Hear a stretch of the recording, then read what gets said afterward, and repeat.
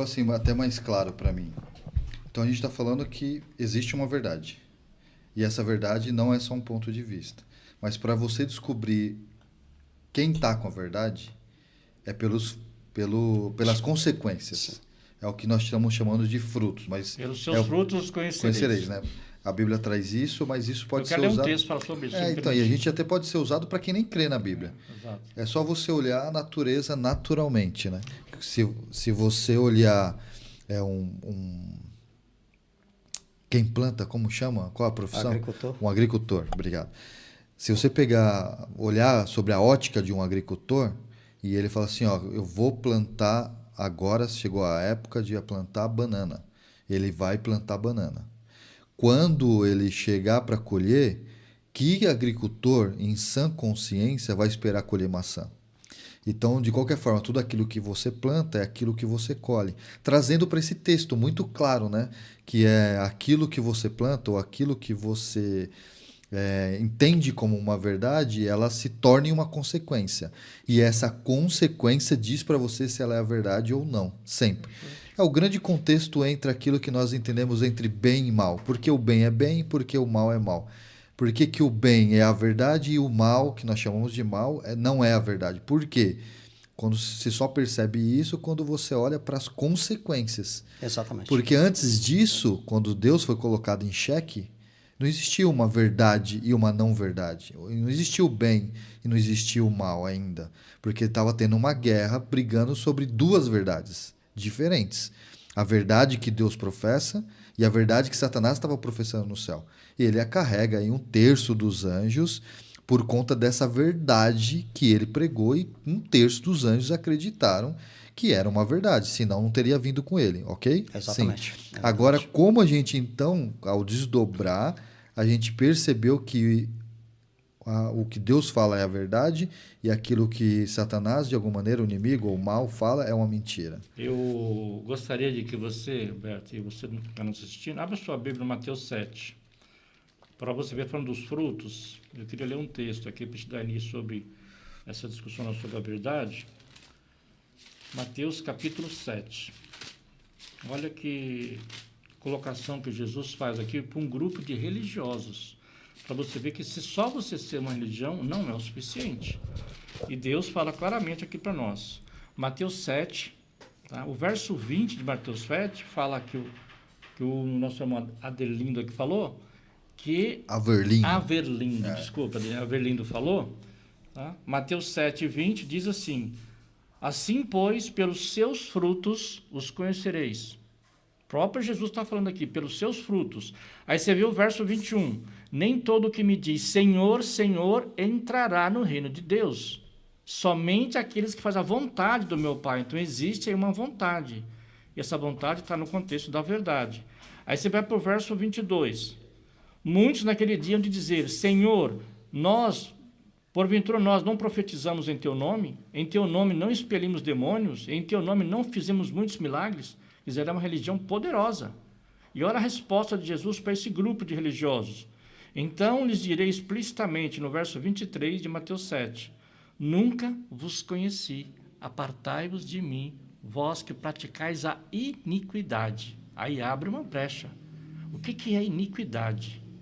Tá? Então, para você que está nos assistindo daqui a pouco, já falou o que é iniquidade, e a iniquidade faz toda a diferença para você não ser confundido, tá? Não ser enganado. Então, aí está claro, um grupo de religiosos que era poderoso, pregava a palavra, tinha mensagem profética, curava, expelia demônios, e Jesus falou, eu não conheço vocês.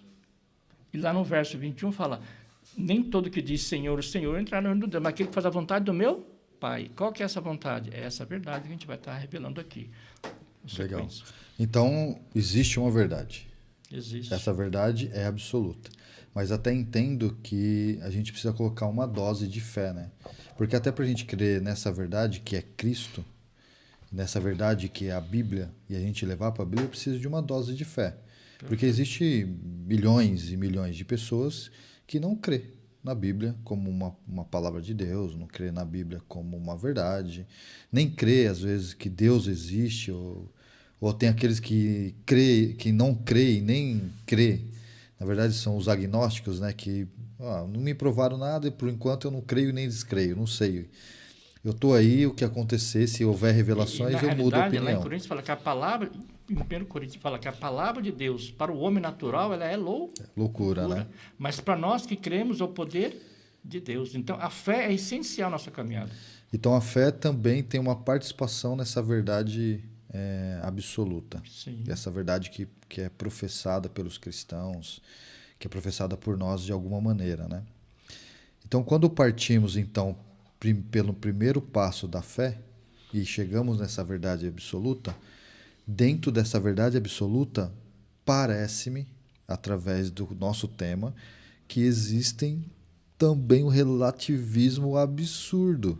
Com certeza. Então, olha o que a gente está fazendo. Vamos fazer um funil aí para a gente poder entender.